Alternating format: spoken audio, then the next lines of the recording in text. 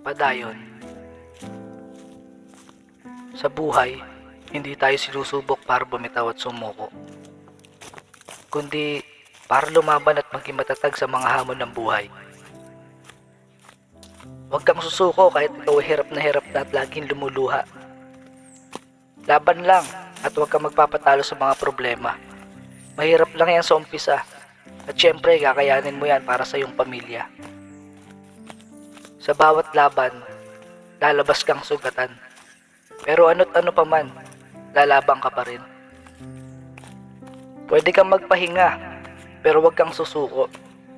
Pwedeng huminto basta alam mo kung saan ka patungo.